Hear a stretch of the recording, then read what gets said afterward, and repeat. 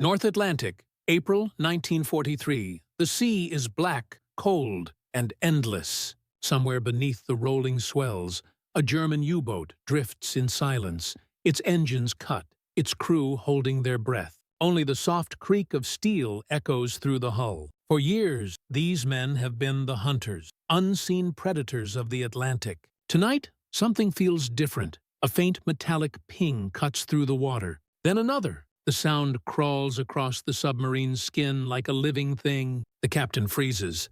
Every man in the control room knows that sound. Sonar. But this time, it's sharper, closer, more deliberate. The Americans are out there. And they are listening. The helmsman whispers a course correction. But before the order finishes, the ocean erupts. Explosions thunder above. Depth charges dropping in a perfect pattern. The first shockwave throws men against bulkheads. The second bends metal. The third knocks out the lights. It's not random. It's precise. Impossibly precise. When silence finally returns, the crew looks at each other, pale and drenched in oil. The captain exhales through clenched teeth. They've learned, he mutters.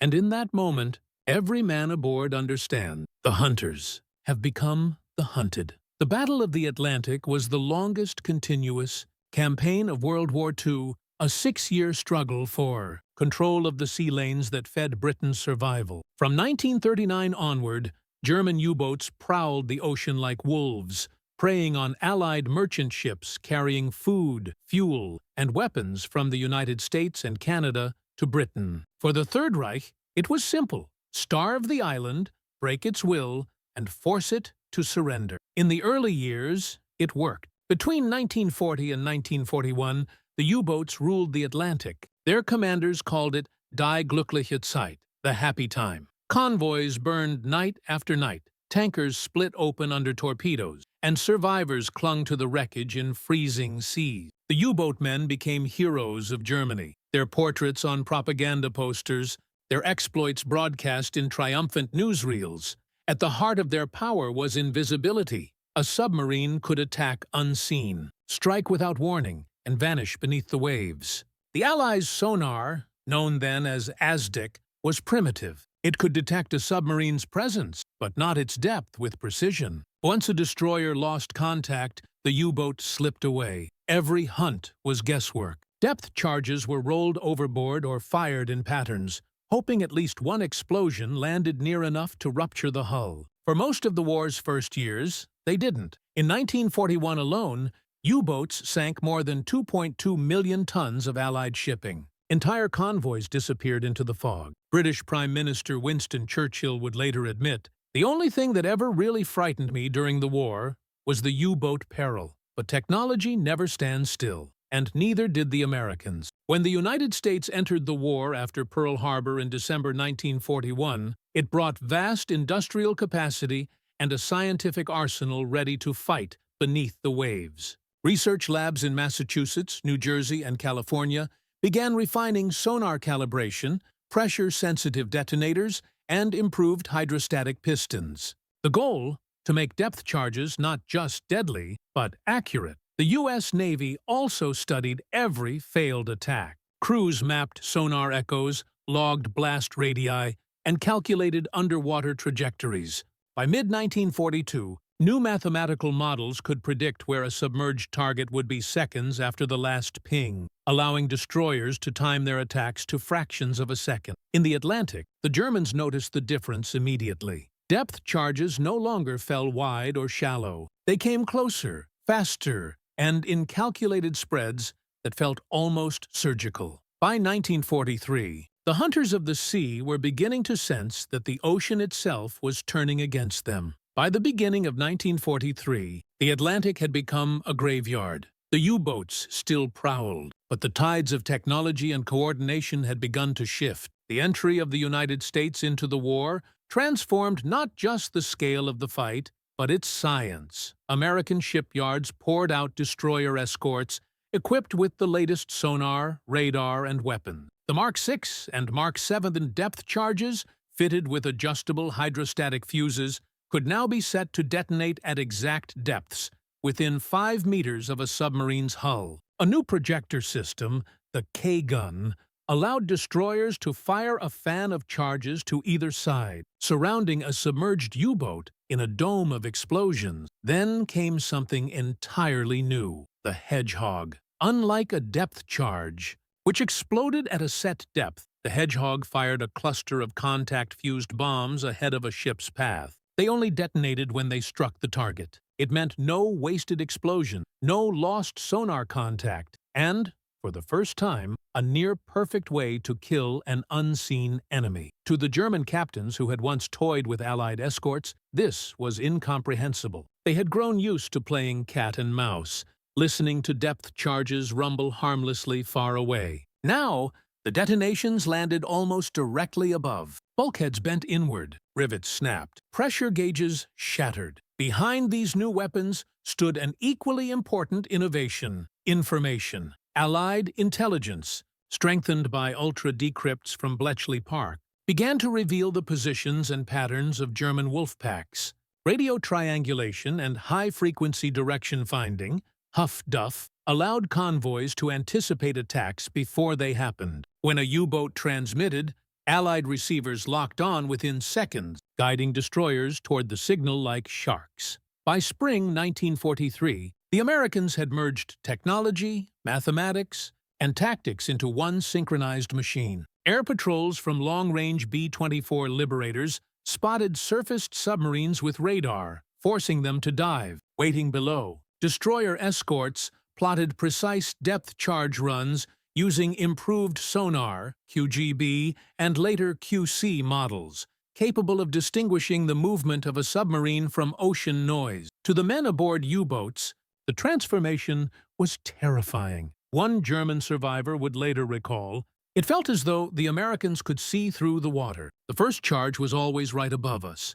The second, directly behind. There was nowhere to hide." The results were catastrophic for the Kriegsmarine. In the first half of 1943 alone, Germany lost more than 120 submarines, nearly one every day. Admiral Karl Dönitz, the architect of the U-boat fleet, realized his once unstoppable force was being annihilated faster than it could be replaced. The happy time was over. The Atlantic, once a hunting ground for the wolf packs, had turned into their killing field. By June 1943, the survivors of Germany's proud submarine arm would begin calling it Der Schwarze Sommer, the Black Summer. And in that dark season, for the first time, German crews would understand that their enemy's greatest weapon was not rage or numbers, but precision. Life aboard a German U-boat had always been a test of endurance, cramped, airless, and soaked in diesel. But by 1943, as Allied technology advanced, that endurance began to fray into fear. The once swaggering hunters now lived minute to minute, haunted by the sound that meant death, the ping. Inside those steel coffins, 45 men shared a space no larger than a city bus. The air was heavy with oil and sweat, and after days submerged, oxygen thinned to a metallic taste. Every creak of the hull sounded like betrayal. When sonar pings began to echo with unnatural precision, the psychological pressure became unbearable. Veterans described the new American attacks as mathematical murder. There was no warning, no escape. One officer from U-264 wrote in his diary, "Before, they dropped blindly. Now, each explosion walks toward us, like a man counting steps. Younger sailors broke first, trembling, whispering prayers, some clutching rosaries until their knuckles bled. Commanders tried to maintain discipline, but beneath the surface, panic spread faster than pressure leaks. The once elite U-boat arm, known for icy nerves and cold precision, was being destroyed not only by weapons, but by dread itself. Every ping told them the same thing. The enemy knew exactly where they were. The Americans had learned the U-boat's habits and turned them into patterns of death. Destroyers now hunted in coordinated killer groups, pairing radar-equipped aircraft with sonar-fitted escorts. The moment a submarine's periscope or snorkel broke the surface, radar plotted its position. Seconds later, sonar aboard a destroyer locked on, and depth charges followed with mechanical certainty. Tactically, this was a revolution. In the early years, escorts dropped charges in crude patterns, guessing at depth and distance. By 1943, however, the U.S. Navy had adopted creeping attacks and box patterns, tactics designed to maintain sonar contact while surrounding the target. A lead ship tracked the submarine's movement at slow speed, while others maneuvered to triangulate its position. Once cornered, they fired spreads of depth charges calculated from sonar readings, sound delay, and water density. Mathematics replaced instinct. German captains who tried desperate evasive maneuvers, crash dives, hard turns, or silent running found that the new Allied systems could compensate. The Americans were not chasing anymore, they were predicting. Even the ocean itself betrayed the U-boats. New acoustic sensors could distinguish submarine propeller beats from whales or decoys. The sea, once their shield, had become transparent. For the first time since 1939, the tactical advantage belonged entirely to the surface. Technology was the silent killer of the Atlantic. At the core of America's new accuracy was a network of innovation, laboratories, engineers and field officers working across both coasts. The Underwater Sound Laboratory in New London refined sonar pulse frequencies to pierce thermal layers. The Naval Research Laboratory perfected the hydrostatic pistons that triggered depth charges at exact pressures. Older depth charges relied on guesswork, their detonations, often too shallow or too deep to do real harm. The new Mark VII could be set to explode anywhere from 50 to 800 feet, with detonation tolerance of less than 2 meters. Combined with faster sinking cases, they reached targets before a submarine could react. The most terrifying addition was precision fire control. Calculators aboard destroyers, analog mechanical brains, computed where a submarine would be by the time charges reached depth. Attacks were timed to fractions of a second. The result was devastating consistency. Reports from the U.S. Navy's Destroyer Escort Division 21 recorded confirmed kills with as few as one pattern of charges. For German crews, who once mocked Allied incompetence, it felt like witchcraft. Their own technology could not keep pace. The Type 7's hydrophones were outdated, their radar detectors unreliable, their countermeasures crude. What had once been the most advanced submarine fleet in the world was now an anachronism. Hunted by a machine age, it could no longer outthink. By mid-1943, this triad, human fear, tactical precision, and technological mastery, had changed the very nature of undersea warfare. And deep beneath the Atlantic, the men of the Kriegsmarine would soon realize just how completely the ocean had turned against them. War beneath the ocean was unlike any other. There was no sky, no horizon, only darkness, confinement, and silence. For U-boat crews, the psychological strain was always part of the job. But after 1943, that strain evolved into terror. The new American sonar didn't just find them, it hunted them. Crews described the ping as a heartbeat of doom. Each metallic echo signaled that the enemy was closing in, calculating their position like a surgeon tracking a pulse. Seconds later, the sea itself seemed to implode. Many submariners began to suffer what psychologists would later call depth charge fatigue. Their hands trembled even in calm seas. Some vomited at every explosion. Others hallucinated creaking sounds in their sleep. When the depth charges detonated near the hull, it wasn't just the structure that shook. It was the human mind. Letters recovered from sunk U-boats told of hopelessness and despair. "It is not the explosions that kill us," one sailor wrote, "but the waiting between them." Even the proudest captains, once heroes of Germany, began to lose faith. The sea, once their ally, had become their trap. Every dive felt like a descent into their own grave. The Germans didn't realize that by 1943, the Allies were fighting with invisible allies, mathematicians and cryptographers.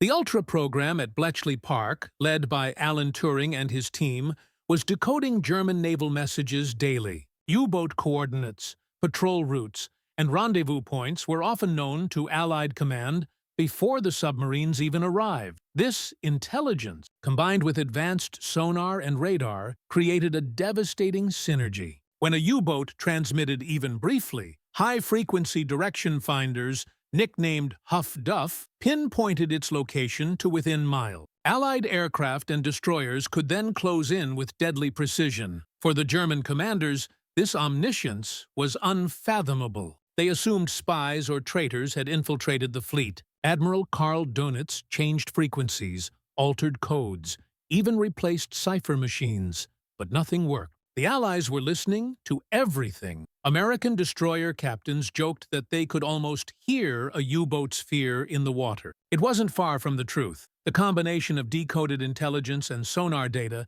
gave them what was effectively a sixth sense. In war, information is the first weapon. And by 1943, Germany's greatest tactical secret, the stealth of its submarines, was gone. The Battle of the Atlantic was not just a contest of machines. It was a moral crucible. Beneath the sea, the line between courage and futility blurred. Both sides fought for survival. But the nature of that fight changed when the Americans achieved precision. For the U-boat crews, the war had once been personal. Man against convoy, hunter against prey. But the new American accuracy stripped that away. There was no room for bravery, no duel of skill. Death came from mathematics and mechanisms, as precise as it was impersonal. To many Germans, it felt like a betrayal of the warrior's code. They had entered the sea believing in heroism, and found instead the cold, mechanical face of industrial war. The Americans no longer needed luck or courage.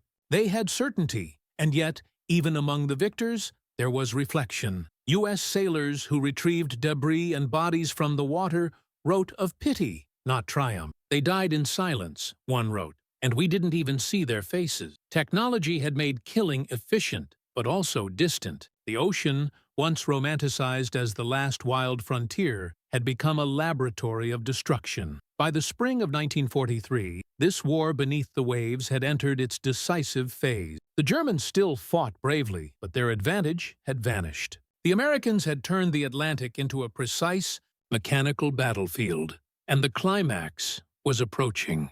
The next battle would prove, beyond doubt, that the age of the Predator submarine was over. May 12, 1943, northwest of Ireland, the waters known to Allied sailors as the Greenland Gap, cold, gray, and merciless. A German submarine, U-456, slips through the swells at 200 feet. Her captain, Korvettenkapitän Max Martin Teichert, scans his instruments. The convoy they've been shadowing has vanished into fog, but above them, a new kind of hunter waits. The American destroyer, USS Bory, operating with Escort Group 21.5, has already locked onto the faint echo of a submarine hull. The sonar operator calls out the bearing, clear, steady, unmistakable. The captain orders engines to half power. The destroyer's bow cuts quietly through the waves, releasing rhythmic sonar pings that pulse through the deep like a metronome of death. Inside U-456, the sound grows sharper. The crew holds their breath. Teichert orders a silent turn, then a crash dive. The boat angles down to 500 feet, but the ocean that once hid them now betrays every movement. The Americans adjust instantly. Their sonar operators trained to read the smallest frequency shift. At Aero 9:30 hours, the Bory's K-guns fire. Dozens of Mark VII depth charges arc outward in a perfect fan, each preset to a different depth. The first explosions are distant. The second set lands almost directly above the submarine. The blast slams the hull like a hammer. Lights flicker, pipes rupture, water sprays across the control room. Teichert tries to steady his men. "Hold her level," he shouts, voice breaking under pressure. Another explosion detonates just aft of the conning tower, this one perfectly timed. The depth charge's new hydrostatic fuse, recalibrated for deep pressure detonation, triggers within 5 meters of the hull. The shockwave tears through ballast tanks. Up above, the Bory's sonar screen blooms with echoes. The operator shouts, "Direct hit!" But the Americans don't stop. They've learned from experience. One run is never enough. Within minutes, the destroyer circles and drops a Hedgehog pattern. 24 small contact bombs hurled ahead of the ship. The ocean erupts again, the explosions forming a deadly ladder through the depths. Inside U-456, gauges burst. The stern floods. Men scream in the dark, their ears bleeding from the pressure. Teichert gives the final order, surface. The ballast blows, forcing the submarine upward like a dying whale. When the U-boat breaks the surface, her hull is fractured, her gun deck half submerged. The Americans open fire. Within minutes, the submarine sinks beneath the waves, bow first, vanishing into the Atlantic forever. The destroyer's crew stands at attention as the oil slick spreads across the water. They don't cheer, they just mark another kill on the chart, precise, efficient, inevitable. For the men who had ruled the ocean, it was a nightmare made real. For the Americans, it was confirmation. Their new weapons worked flawlessly. That day, in the log of Escort Group 21.5, one line was written in calm navy blue ink. Target destroyed by first pattern. Estimated depth error, 0. In Berlin, the loss of U-456 arrived as just another line in the morning's war report. Boat failed to return. But for Admiral Karl Dönitz, commander of the U-boat arm, the meaning was clear. The Americans were no longer guessing. They were calculating. He had spent years perfecting his wolf packs, coordinated submarine groups striking in waves against Allied convoys.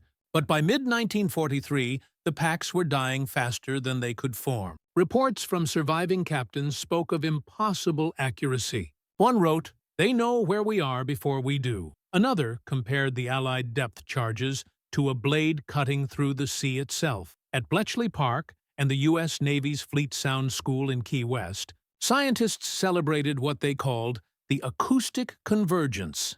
New sonar models, QGB, QCL, and the American ANSQS prototypes could track a submarine's course, speed, and even depth change through minute shifts in echo return. For the first time in history, humans could see beneath the surface. The ocean was no longer a refuge. It had become transparent. Allied destroyers now coordinated with aircraft from escort carriers, creating what sailors nicknamed the death spiral. A radar contact from the air led to sonar lock from below, followed by mathematically timed attacks. The ocean thundered with precision warfare. By June 1943, the results were irrefutable. In that single month alone, Germany lost 41 U-boats, the highest rate of the entire war. Some were destroyed within minutes of diving. Others never even fired a torpedo. The Atlantic, once the stage for German triumph, had turned into their cemetery. Survivors described the change with awe and despair. "Before," said one officer from U-441, "we heard charges fall like rain, random, harmless. Now each explosion was closer, one step behind the other, as if a hand were reaching down for us. When crews were rescued, their faces told the story better than any report. Eyes bloodshot, skin pale from months without sunlight, hands trembling from the concussion of nearby blasts. They spoke of depth charges detonating with inhuman accuracy, sometimes within 5 meters of their hull. At the U-boat command headquarters in Lorient, France, morale collapsed. Captains began refusing assignment. Superstition spread. Men claimed the Americans had invented a new ear that could hear through the earth. In a way, they weren't wrong. The Americans had merged intelligence, technology, and tactics into a single weapon, precision itself. When Admiral Dönitz reviewed the lost charts that summer, he wrote a simple note in the margin: "We have reached the breaking point of the submarine war." By autumn 1943, the wolf packs were officially dissolved. The U-boat arm, once the pride of the Reich, was reduced to isolated patrols operating under constant pursuit. And yet, for the men beneath the sea, surrender was not an option. The U-boat crews continued to dive, knowing that each mission carried less chance of survival than a roll of dice. Their courage never failed, but courage could no longer overcome mathematics. The Americans had made the ocean predictable. From this moment on, the Battle of the Atlantic would no longer be a duel of stealth and surprise.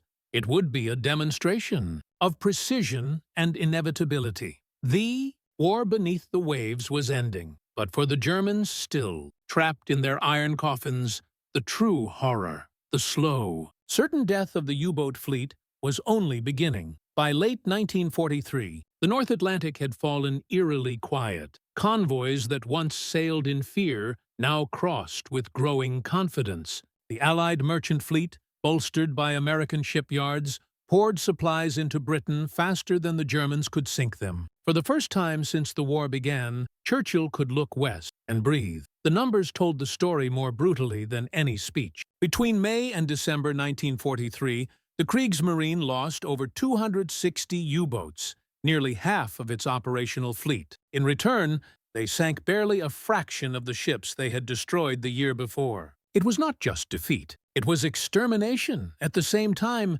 Allied anti-submarine technology was evolving faster than any weapon of the era. The U.S. Navy's new sonar calibration systems, linked to analog computers, allowed destroyers to fire depth charges with clockwork accuracy. Patrol aircraft, equipped with Lee lights, ASV radar, and magnetic anomaly detectors, hunted submarines even at night. Nowhere was safe. The ocean, the clouds, even darkness itself had turned against the hunters.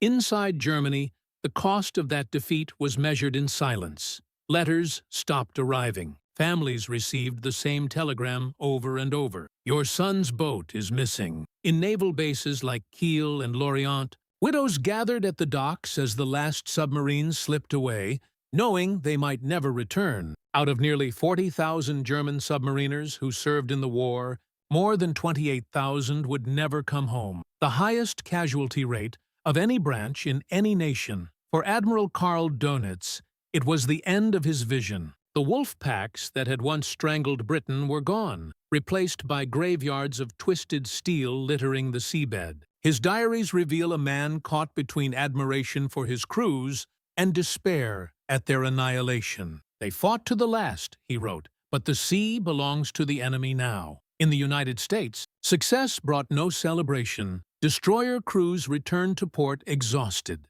their ears still ringing from the concussion of their own weapons.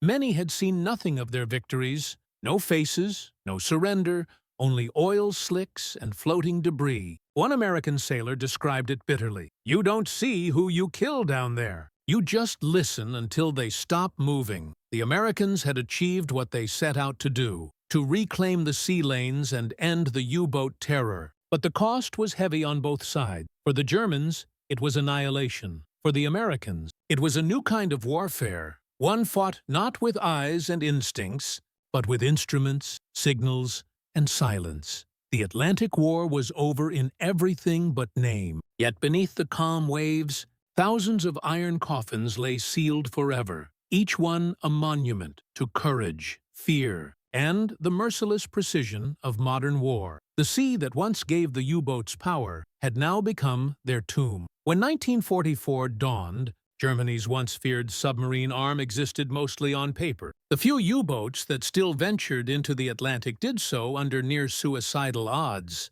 Every patrol was shadowed by aircraft, radar pings, and sonar echoes. What had once been a proud offensive force had turned into a slow retreat beneath an unforgiving ocean. The survivors who returned to port were ghosts of the men who had left. They spoke little, their eyes hollow, their hands trembling even on land. Many had spent weeks submerged, hiding from sonar, their batteries drained, air thick with carbon dioxide. When asked what the new American depth charges were like, one officer replied simply, "They never miss." Technological superiority had rewritten the rules of naval warfare. The Americans had achieved the impossible, to fight and win in an environment they could not see. Their mastery of sonar, radar, and precision weaponry signaled the birth of a new kind of combat, one driven as much by science as by courage. Yet even among the victors, there was reflection. Reports from U.S. Navy psychiatrists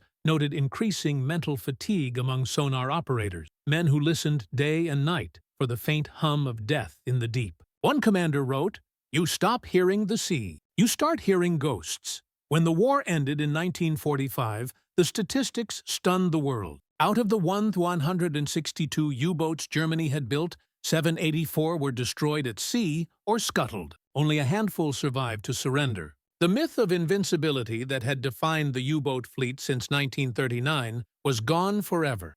And with it, the romantic image of submarine warfare, the lone wolf stalking prey beneath moonlit waves, vanished too. What replaced it was something colder, more precise. the mechanized dominance of information and technology. After the war, Allied investigators studying the remains of destroyed U-boats confirmed what German survivors had already said, that America's new depth charge systems had reached near-perfect accuracy by 1944. Some detonations had occurred within 2 meters of their intended target, a level of precision previously thought impossible underwater. In the post-war years, both sides studied those advances. The United States refined sonar and anti-submarine warfare into a peacetime science, forming the foundation of Cold War naval strategy. The Germans who survived turned to rebuilding, their memories haunted by what one called the sound of defeat measured in seconds.